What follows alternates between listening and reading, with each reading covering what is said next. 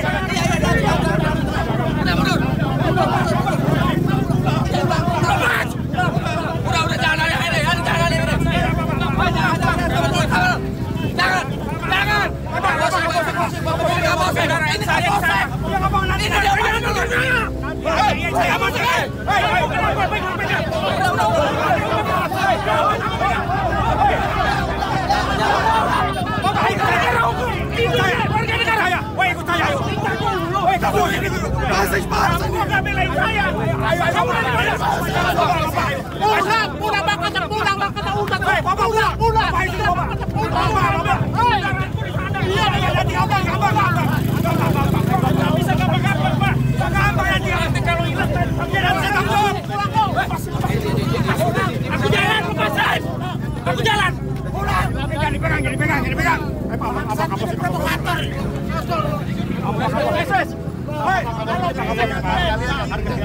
Kendaraan nanti saya amankan ya. Masa. Jangan ada nih lah. Saya diperlakukan seperti Yang ini. ngerti dia masa. Melindungi saya. Ini melindungi, Bapak ini saya melindungi ini, Bapak. Saya dipukul, Pak. Saya dipukul, Pak, belakang. Proses yang pukul. Proses. Gak kelihatan. Proses hukum. Gak kelihatan.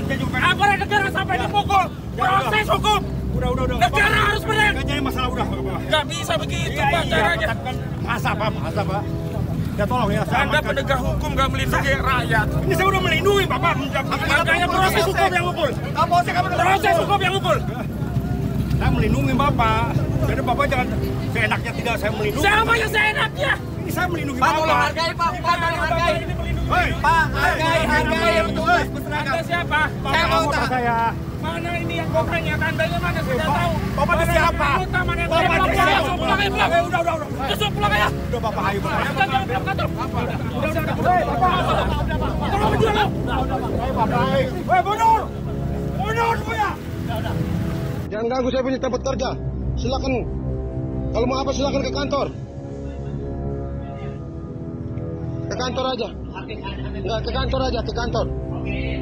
Jangan cara Bapak kayak gitu mengganggu pekerjaan saya di sini. Ya, saya tidak pernah mengganggu siapa-siapa. Jangan sampai ganggu saya punya tempat kerja. Keluar aja, Pak. Saya itu tidak pernah ganggu orang. Jadi tolong jangan ganggu saya punya tempat kerja. Kalau ada urusan dengan di kantor, silakan ke kantor. Kantor kami terbuka 24 jam. Jangan cara seperti ini. Jangan cara seperti ini, Pak. Saya cuma orang kerja di sini. Ya, jangan ulah Bapak nanti saya yang dikeluarin. Jadi tolong hargai saya.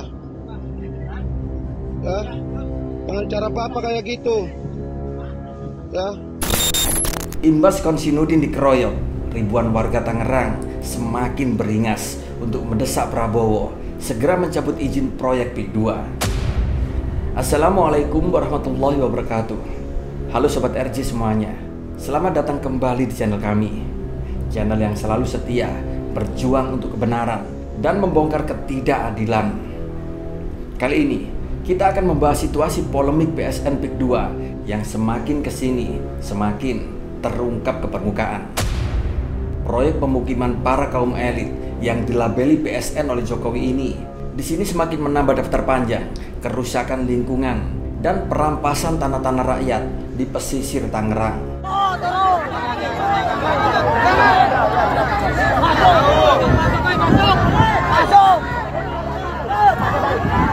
Masuk. Kalau terjadi keributan, datang lebih besar.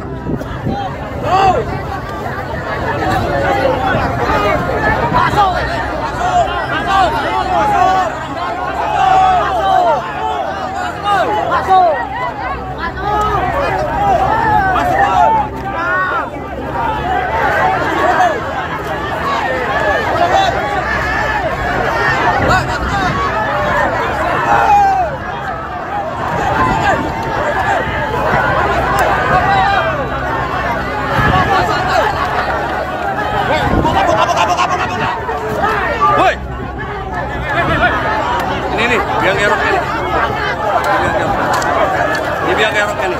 Biang kerok ini.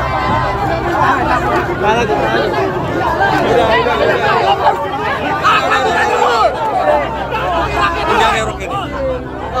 Biang kerok ini. Ini biang kerok ini. Biang kerok ini. Jangan mau dibayar yang kedua. Bangunan belum dibayar.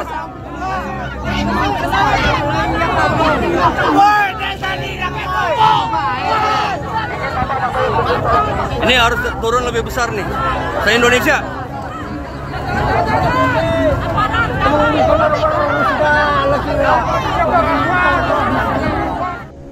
Baru-baru ini, gejolak penolakan ini kian semakin kuat setelah ada insiden dua tokoh yang getol menyuarakan ketidakadilan penguasa dan oligarki telah diintimidasi oleh orang-orang bayaran. Kenapa kita katakan orang-orang bayaran? Karena fakta di lapangan, mereka semua menerima pembagian sembako dari PIK 2. PIK 2 terus memperkuat komitmennya untuk mendukung kesejahteraan masyarakat. Pada hari Selasa, 28 Januari 2025, PIK 2 kembali memberikan bantuan beras sebanyak 11.500 kg yang disalurkan kepada para nelayan di Desa Patramanggala, Desa Lontar, Desa Karanganyar, dan Desa Munjuk. Bantuan yang diinisiasi oleh PIK 2 ini tidak hanya bertujuan untuk memenuhi kebutuhan pokok pangan para nelayan, namun juga diharapkan dapat memberikan dampak positif seluas-luasnya bagi masyarakat. Bantuan ini diharapkan dapat memberikan kontribusi signifikan dalam mewujudkan kesejahteraan bersama. Salam ASG untuk Indonesia. Di sini PIK 2 sengaja mencari dukungan dari masyarakat sekitar pagar laut Tangerang. Dan mereka-mereka inilah yang sering atau kerap kita panggil sebagai kelompok Londo Ireng. Demi sembako, mereka rela menjual harga diri di atas penderitaan saudara-saudara yang tertindas. Bersatu! Nelayan Lontar! Bersatu! Nelayan Lontar! Bersatu! Kami, nelayan Desa Lontar! Kami, nelayan Desa Lontar! Dengan ini menyatakan mendukung PIK 2 untuk kemajuan desa dan kami juga menolak dan akan melawan segala bentuk provokasi dari siapapun dan pihak manapun. Nelayan Lontar bersatu! Nelayan Lontar bersatu! Dan imbas dari pengeroyokan dua tokoh ini, pada Sabtu 25 Januari 2025, ribuan warga Tangerang dari berbagai elemen masyarakat pun telah berdatangan ke Desa Muncung, Kecamatan Krojo untuk menyuarakan penolakan terhadap proyek PIK 2 serta keprihatinan mereka terhadap peristiwa pengeroyokan tersebut. Ribuan Jawara Banten pun berdatangan ke Desa Muncung, Kecamatan Krojo, Kabupaten Tangerang untuk melakukan aksi demo besar-besaran. Di sini para demonstran berkumpul tepat di pintu masuk proyek PIK 2 dengan satu unit mobil komando dan beberapa tokoh aktivis yang berorasi di atasnya. Warga yang hadir disinyalir berasal dari berbagai organisasi kemasyarakatan. Tak hanya itu, di sini mereka menuntut Presiden Prabowo Subianto untuk segera mengeluarkan instruksi, menolak dan membubarkan pembangunan PSN PIK 2. Mereka juga menuntut penghapusan oligarki yang dianggap telah melakukan perbuatan sewenang-wenang. Kalian juga menuduh kami bahwa kami adalah anti pembangunan. Betul. Yang kami anti adalah anti penggusuran rakyat. Anti pemaksa rakyat menjual tanahnya. Anti menggunakan preman-preman untuk menakut-nakut kita. Saya paham bahwa setiap kampung, setiap RT, setiap RW, setiap desa, kalian sudah bayar preman-preman di sana. Jadi, bayar bangsat-bangsat. musuh kita adalah bukan hanya mereka. Saya berharap orang-orang kampung tandai preman-preman yang digaji oleh Khalid Mikdar contohnya, seorang nelayan asal Banten, di sini pun menekankan bahwa semua transaksi pembelian tanah di Banten yang dijadikan PIK 2 harus dibatalkan. Menurut Khalid, jual beli tanah tersebut Masyarakat harus ridho dan ikhlas, bukan karena paksaan. Transaksi tanah, baik di darat maupun di lautan, yang terkait transaksi tanah, baik yang sudah selesai pembayaran maupun yang tidak selesai pembayarannya harus batal secara hukum. Dan tanah-tanah yang sudah dijual harus kembalikan lagi ke rakyat. Kembali lagi ke rakyat. Jadi, kenapa harus batal secara hukum? Karena yang namanya jual beli itu harus saling ridho sama ridho. Betul. Harus ikhlas sama ikhlas. Betul. Tidak boleh ada pemaksaan, gaya-gaya Belanda, gaya-gaya pengukuhan sungai, kemudian hebatnya produknya. Betul. Betul. Di sini aksi demo ini tidak hanya melibatkan Jawara Banten, tapi juga ribuan warga dari berbagai elemen masyarakat. Mereka berharap Presiden Prabowo bisa tegas secara nyata, seperti kata-kata yang pernah dirinya ucapkan. Tak hanya tegas di podium, seolah seperti macan yang garang, tapi terlihat lembek dalam penindakan. Di sini warga masyarakat pun juga mendesak pemerintah untuk memulihkan kondisi yang terdampak oleh proyek ini, termasuk pengurukan aliran sungai, pemagaran laut, pengkaflingan laut, pengurukan pantai, dan pengerusakan mangrove, serta pengerusakan ekosistem lingkungan hidup di perairan Tangerang. Semua kampung alar Desa Kohot, kampung alar dari Kejaran Jaronai, Jaro Ambon kumpul semua menuju arah jalanan PIK, membuka akses air yang ditutup. Semua warga kompak menyuruh mandor beko bikin saluran air. Aksi ini pun sempat terjadi kericuan, tetapi tetap berlangsung dengan damai. Dan tidak hanya masalah lingkungan, proyek PIK 2 juga telah banyak menimbulkan dampak langsung pada kehidupan warga setempat. Bahkan sebelumnya, ratusan warga kampung Alar Indah, Desa Kohot, Kecamatan Paku Haji, Tangerang, di sini sangat menyayangkan pengurukan kali yang dilakukan oleh pihak pengembang. Tentu saja di sini, akibat dari pengurukan kali ini, ratusan rumah mulai sering terendam banjir. Nesin, warga Nalar Indah di sini menjelaskan bahwa pengurukan kali di kampung Alar Indah yang telah berlangsung sejak beberapa bulan yang lalu tersebut akhirnya menyebabkan air yang seharusnya mengalir ke laut berubah menjadi genangan, terutama di area pemukiman. Kali lebar 6 meter sekarang sudah diuruk yang dekat ke laut. Enggak hujan saja, air menggenang semata kaki. Kalau hujan, malah makin parah, seperti seorang dewasa. Dan itu pun berhari-hari baru surut, ujar Nesin menjelaskan. Itu di jalanan 1,5 meter, Pak. Kalau nggak salah ini air jalan dulu kalau nggak salah. Iya, buat apa dipasang sama Pemda di turap? Turap kan kira-kira pembuangan air masyarakat di sini. Kali hidup, Bang. Kali hidup. Masyarakat sudah mulai bergerak karena kebanjiran. Tuh, gara-gara saluran airnya dibendung, nih saluran kalinya dibendung sama buat jalan gitu. Karena mereka kebanjiran tuh, masyarakat sudah mulai bergerak. Ini kalinya nih ditutup, jalan airnya ditutup. Tuh, ditutup jalannya, jalan airnya nih itu. Sama badan jalan buat tol tak apa katanya ini pengembang. Tuh dibendung, ya. Iya, jalan air. Ayo terus, yang kebanjiran. Maju terus, jangan tanpa mundur, ayo terus. Hah? Langsung nih gara-gara ada jalan tol nih begini nih. Hah? Busuknya nih. Hah? Dapat lurah nggak ngeliat masyarakat lurah. Lihat masyarakat lurah. Turun gitu. Alhamdulillah, bekas kekompakan warga Kampung Alar yang terdampak banjir. Sudah ada hasilnya tuh, air kencang. Warga masih berkerumun. Kencang air.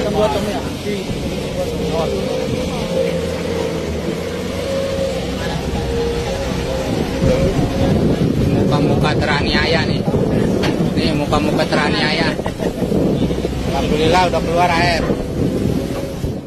Dan imbas dari polemik pagar laut PIK 2 ini, serta imbas dari sertifikat-sertifikat ilegal di perairan sepanjang 30 km ini, ternyata di sini menjadi cikal bakal terbongkarnya jual beli lautan yang hampir terjadi di beberapa wilayah di Indonesia, mulai dari Batam, Semarang, Surabaya, Bali, serta beberapa perairan yang lain.